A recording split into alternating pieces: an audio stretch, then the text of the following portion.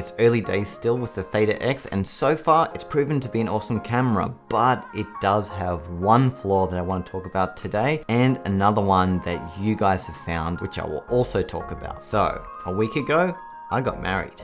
Here's proof. And we had the ceremony and reception at the Sydney Opera House, which is pretty cool. And during his wedding ceremony, what would you expect Mr. Ben to do?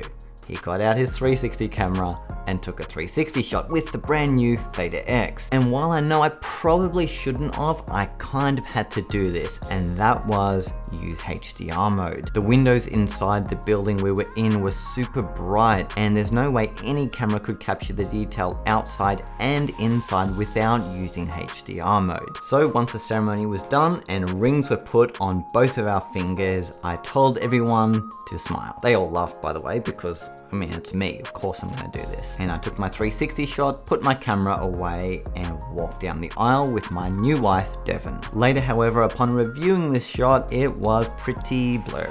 It still had enough detail to turn into a tiny planet and post on Instagram. However, if you look closely at anything within the shot, it's blurry. That's because I was shooting handheld in HDR mode. And unfortunately, without a dedicated handheld HDR mode, it means you literally need to be dead still when holding this camera. And clearly I wasn't able to do that. And that was a pretty important moment, you could say. Not that it really mattered, because we covered the whole ceremony with proper DSLR photography, which we'll be able to cherish those photos for many years to come. However, I consider this to be the biggest flaw right now of the Theta X. No handheld HDR mode. I know it seems like a small thing, but in so many situations I found myself using HDR mode when using my 360 camera on a selfie stick, because every situation you find yourself in probably isn't going to have perfectly even lighting. And for me right now, this means the Theta X is better suited to virtual tour type situations than social media selfies. Unless you're outside, that is. Here's a shot I took later of us on the Opera House steps, and that looks pretty decent and well exposed, because there is a lot of light in that scene to begin with, so it doesn't need to take as long to expose the photo. So it works outside in bright light. It works in virtual tour situations where you can put it on a dedicated monopod, but not handheld in mixed lighting situations. And guess what comes after a wedding? A honeymoon. And for Mr. Ben, that's a situation where you're taking a lot of 360 photos on a selfie stick. So as a result of this discovery, my Theta X was not used once on my honeymoon. Instead, I used my trusty old Insta360 One X2.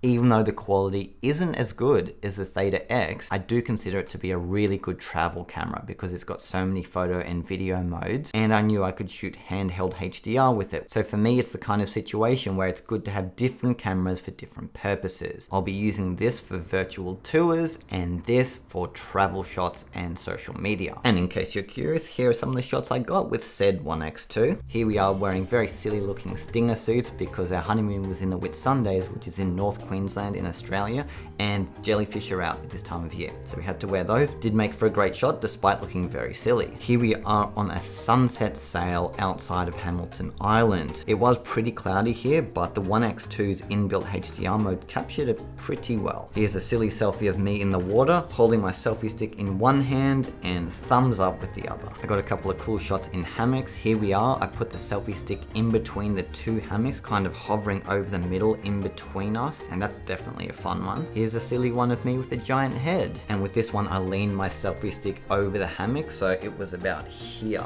Then I set the self timer on the One X2 and posed. Anyway, in conclusion, the Theta X still shoots amazing dynamic range when it's steady. So virtual tour type situations or scenes with a lot of light. I believe they will be re-adding their handheld HDR mode in the future. It won't be soon. Apparently there's some kind of problems that they need to overcome first, but I'm guessing you could expect it within the next 6 to 12 months. Now I want to move on to the biggest flaw in your eyes. After I released my last video, I got tons of comments from people all saying the same thing.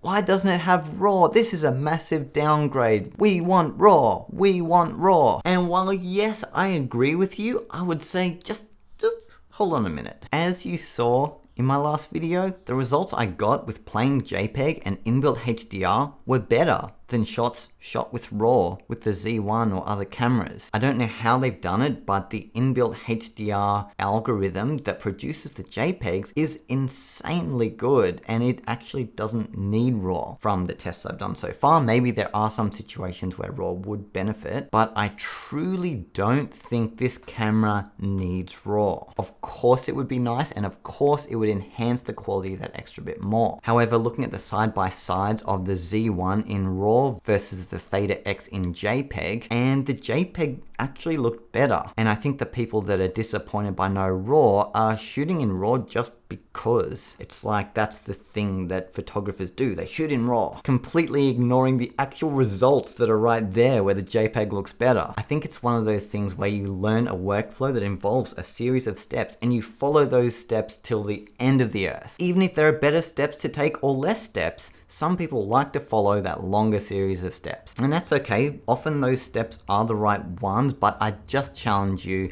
to take a further look at some of these JPEGs, because I truly think that the JPEG is really, really good out of the Theta X. I did get a chance to ask the Ricoh team why they did this, and the impression I got was that they made the Theta X not as the next generation Ricoh camera, but more as like an alternative to their existing products. So just like with their previous releases, they release a major camera followed by a minor camera that is cheaper, that is slightly lower quality, but it's simpler, it's more user-friendly, and it's for an audience who wants to spend less for a basic but good result. Also, they said that they're targeting the Theta X towards real estate and virtual tours and people that want a simple and easy workflow. Would it be better with RAW? Yeah, it would be, but it doesn't have RAW, and it's unlikely to ever have RAW because it's hard to add RAW to an existing camera that's already been built. While it technically is possible, it's hard to do it in a way that it makes any kind of difference. So I can confirm that they won't be adding RAW. So if that is too big of a flaw for you personally, then you may want to consider other cameras, but that is completely your call. I will link the Theta X and the One X2 below, and tell me, what are your thoughts on these two flaws of the Theta X? Regardless, I'll be posting more videos about the Theta X as I use it in different situations and as new updates are added in the future. And that's it. See you next time.